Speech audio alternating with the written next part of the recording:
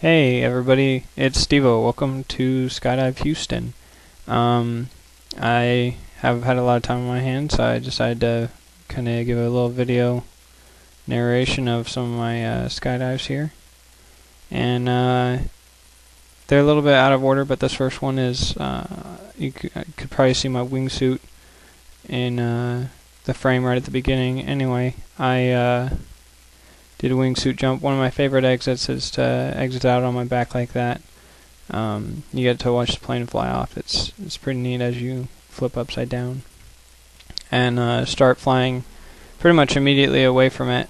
You can kind of see there in the bottom left corner of the frame there's a big long runway. There's big wide X's on it because it's not in use. We're using grass runways down there actually to launch jumpers out of, but nice little view of the horizon there. I was checking my altimeter and seeing how we're doing. So you could kind of see when I got out of the plane, I was up to the bottom end of the runway, and if you just kind of keep an eye on the center of the screen, you can tell that I'm moving pretty good across the ground here, across all those houses and whatnot. And I come to a point where I'm pretty much down at the opposite end of the runway, so definitely fly cover a good distance in these the wingsuit, and it's a fun flight.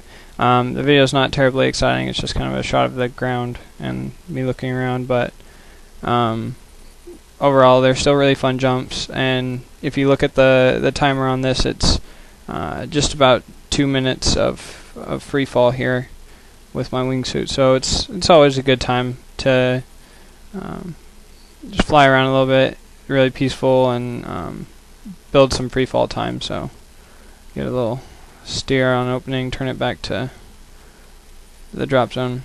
These are just two more of my wingsuit exits from the weekend.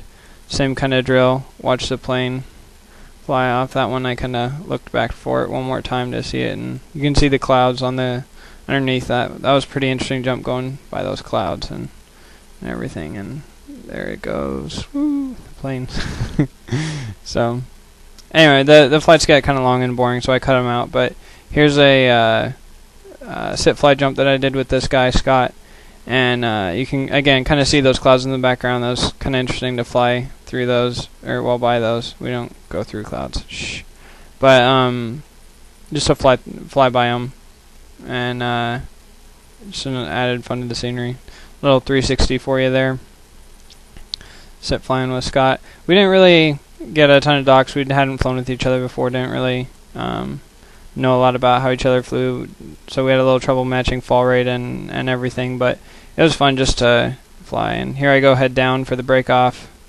So he started kind of flying away, and then he flipped upside down and was flying on my head there for a minute as I flew away. And hit this really weird layer of moisture. Always fogged up my lens about $4,000, but this is a 5-way belly dive, I think, that I went on, and it was just a couple of guys down there were just decided to do a speed start. So basically everyone goes out and just tries to build a circle kind of as fast as you can, and the exit was kind of goofy. Those two guys bumped into each other, and but ultimately we ended up pulling it off, so that was nice that it worked out. A lot of these guys had lower jump numbers. It was kind of not an inexperienced group, but just kind of this is something fun we can do and have a good time. So there's me. I just broke into the formation there, and our last one should be coming here any second.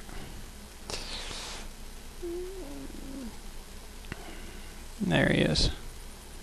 So pretty fun dive, just to again challenge diving down to the formation, and again falling faster, and then as you come into the formation slowing down your fall rate to match everyone else in the formation, and at the same time be chasing the formation to be where you need to be and when you need to be there. So another fun jump. Again, that crazy misty stuff at the probably about $3,000 there on that one. So I opened a little higher than I wanted to on some of them, just because I didn't know.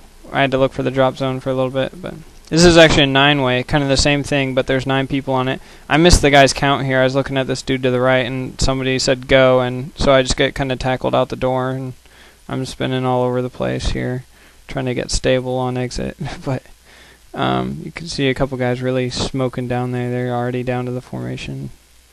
I'm trying to get down, and so there's 5.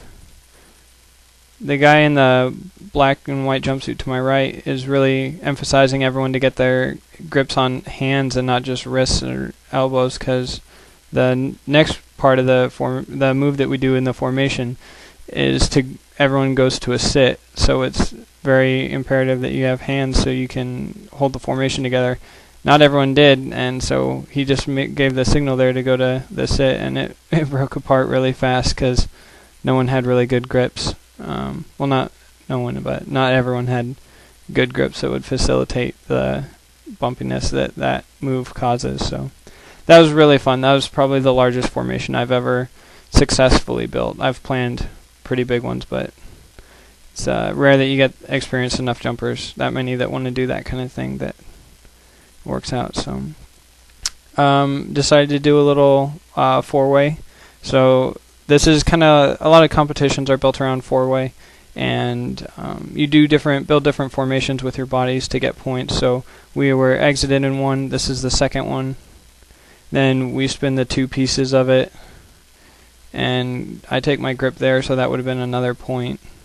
Then I turn, and this is where the formation goes kooky. This guy over here to the right, he was supposed to be taking a grip on me, a side body grip, and he flew all the way around to the wrong side. He just forgot which move came next, and so the formation kind of goes nuts here. I sunk out a little bit, but was able to get back on level with the formation, and we kind of just broke back in, built a circle. That's kind of the standard, the round there.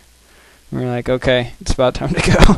So we got out of there pretty quick, and you gotta fly away at the end of every formation to make room for everyone to open up their parachutes without getting tangled up. So this next one turned into a 6-way.